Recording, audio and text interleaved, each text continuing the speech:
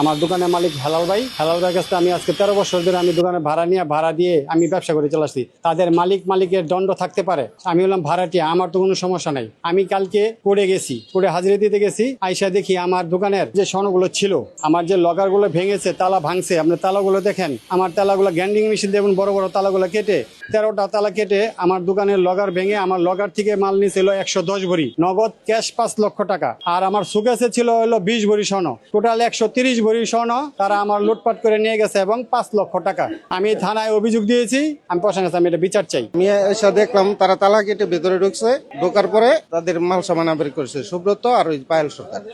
সুব্রত ব্যবহার হয়েছে, লোকজন নিয়ে আসে আমার ঘরের ব্যবহার হয়েছে, তালা কাটিয়া আমার বাড়াটিয়া মাল সামান যা ছিল বাহিরে দিচ্ছে। এখন আমি ব্যাপার ওসি স্যারের গেছিলাম, ওসি স্যার বলছে যে আপনার দেন বাড়াটিয়া মাল সামান সেগুলি যেন ব্যবহার হয়েছে সুব্রত ফেরত দেয়। গ্যান্ডিং মেশিন দেয়, তালা কাটতে তারা ভিতরে ঢুকছে, লুটপাট করছে তারা। সানশাইন আটা ময়দা সুজি ভালোবাসায় তৈরি মাল সামান লুটপাট করে পরে এগুলি বাহিরে তারা ফালাই দিচ্ছে, কারণ তারা হলো 50-60 জন লোক মিনিমাম। এটা তো হলো সুব্রতর নেতৃত্বে হয়েছে, সুব্রত পায়েলের নেতৃত্বে হয়েছে।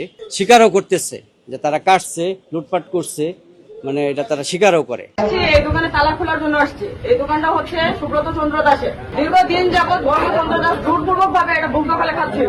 সুব্রত চন্দ্র দাসের কাগজ কলমে সবকিছু থাকা সত্ত্বেও ও হচ্ছে নিজের ক্ষমতা দেখা এটা এতদিন বুক দখলে খাচ্ছিল।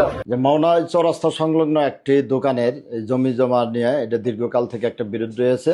এই বিষয়টি নিয়ে বিজ্ঞ আদালতে মামলা প্রক্রিয়াধীন।